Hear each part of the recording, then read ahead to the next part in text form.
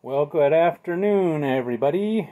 Grace and peace to you from our Lord Jesus Christ and all the saints here in Central California, and the one saint standing here on my front porch, which is me. There's just not really any good lighting around right now, so sorry about the dark lighting. And it's noisy in the house, and it was just noisy out here too, because some fire trucks went by and all the dogs started howling right when I went to record. So, anyway, sorry about the... Here, maybe I'll stand over here. Sorry about the bad lighting. This is about as good as we're going to be able to do. So, today's video I was going to attempt to record what we did. We upgraded the operating system on our firewalls, except that it got so busy that I was not able to. So, judging by that, you can tell that things didn't go as planned. Spoiler alert. So here's what we did. We have two sets. We got 4 firewalls, and they operate in active standby pairs.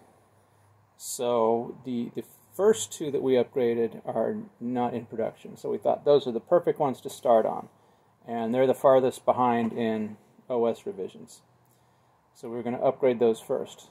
But before we could do that, we have to upgrade our panorama device. Panorama, if you recall, I've talked about it before, but it's what you use to configure, monitor, logging, all that stuff on the firewalls. So you can control a whole bunch of firewalls with one panorama device. So first thing we had to do is upgrade the panorama box. So we did that, no problem. This took longer than anticipated, but now that's the breaks. So the second one we did was the standby segmentation firewall.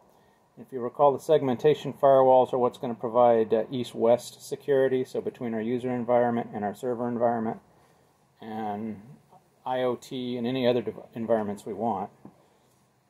It's going to provide security there. So, segmentation firewall. We upgraded the secondary. We had to do that in 2 steps because it was so far behind. So it was on version 10.0 of the OS, and we were upgrading to 10.1.7. So we did a 2-step upgrade. We upgraded to 10.1 first, and then we upgraded to 10.1.7. Now, Palo Alto will say, but they give you conflicting information on this. They will, on the one hand, say, as long as you have 10.1.0 loaded, you don't have to actually install it. You can jump straight to 10.1.7 from 10.0. They will also say, no, you should upgrade to 10.1.0. So we picked what we thought was probably the safest route. So we did 2 steps, 10.1.0 and then 10.1.7. No problem, it upgraded. This took a while. Then we upgraded the primary. No problem. Failed back and forth, everything looked okay. We don't really use them, so it's hard to tell. Okay, now here's where the rubber hit the road. It was time to do our edge firewalls. Now our edge firewalls provide protection between the internet and the campus and our electronic medical records provider, Cerner, and our campus. And we do it in 2 different, the topology is 2 different ways. So going out to the internet, it's just a regular layer 3 routed interface on the firewall. Going to Cerner is what they call a V-wire interface on Palo Alto. We initially set that up because it was super easy for us to do. We didn't have to set up any layer 3, we didn't have to set up any routing. We could just basically say, Cerner firewall connects direct into our infrastructure over the V-wire. Or they call it a bump-in-the-wire technology, because all we really needed was, there's not really any rules we apply, we basically look for malware. That's all we look for in the data flows. So it's a V-wire interface. So the edge firewalls were already on 10.1.3, so we were hoping for an easier upgrade to 10.1.7.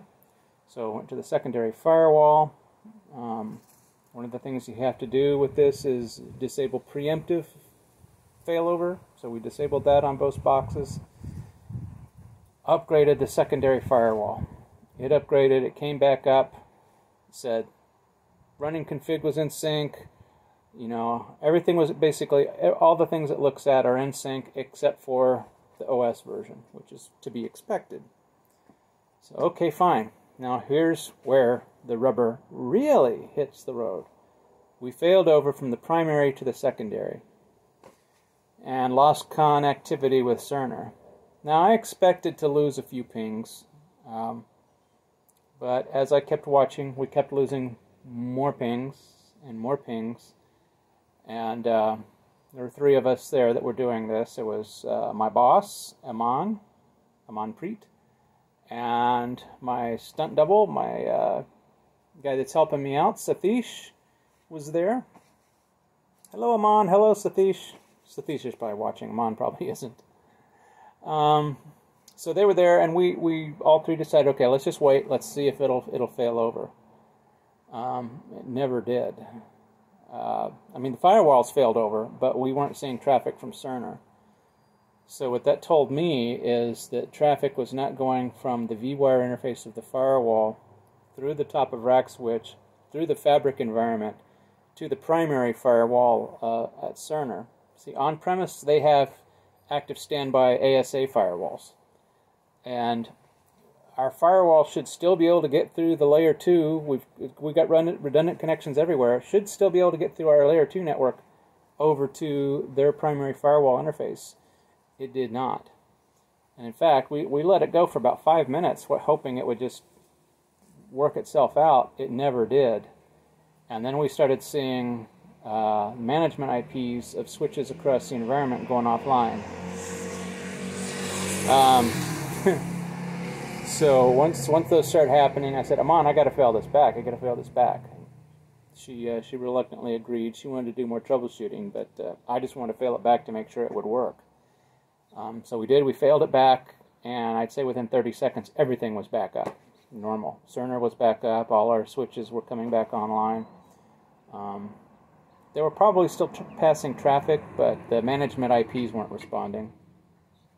So we got those all back online and breathed a sigh of relief and said, well, let's try it one more time, see what happens. So we tried it one more time. Boom, Cerner goes offline, stays offline. This time our switch IPs didn't go offline. So, okay, we left it for 3 or 4 minutes. Still wasn't coming back up. So, okay, failed it back over to the primary, and everything came back up. So, we have one gentleman that designed our switching infrastructure. We got another gentleman that configured up our firewalls, and I sent them an email this morning telling them what happened, telling them I've got tech support files from all the devices involved, and asking them how they would like to proceed. So it didn't go well, but we have the firewall's working. However, if it fails over for any reason, it won't work. We'll lose connection to Cerner. So, but it normally never fails over. So we're fine, probably. So yeah, we're running in a configuration where we've got one OS at one rev level on the primary firewall and another rev level on the secondary firewall. So that's where we stand. Our vWire just did not, I mean, the vWire failed over, but it wasn't passing traffic for whatever reason. So I don't know if it's an ARP issue or what, but we have a feeling that if Cerner had been on the call and they could have failed the firewall over, that it probably would have come up okay. However, my belief is that it probably would have been difficult to get a hold of a quality Cerner network resource on the weekend. So I asked Damon, basically begged and pleaded, can we just put it back and leave it, and then first thing Monday morning we'll get a hold of everybody and ask how we're going to finish off this upgrade. And talked to the 2 design engineers saying, we need to fix this failover problem also. So what do? Do you want to do anything ahead of time, or you want to wait until we do the final segmentation upgrade and take care of it at that time? So we'll just see what they say. But for now, that's where we stand. So, wish if we have more time, more boots on the ground next time, I'll try to film a little more what actually went on. Wasn't that really all that exciting to watch? You know, you click a little web page and it upgrades, and then it says you want to reboot, and you say yes, and it reboots. That's pretty much it. So anyway, that's all I got this week, guys. Sorry it wasn't more exciting. Sorry I didn't have anything to show you, but at least you heard about it. So, as always, thanks for watching. If you liked what you saw, click the subscribe button, click the notification bell if you want to be updated when these videos come out. And as always, God bless everyone. We'll catch you next time.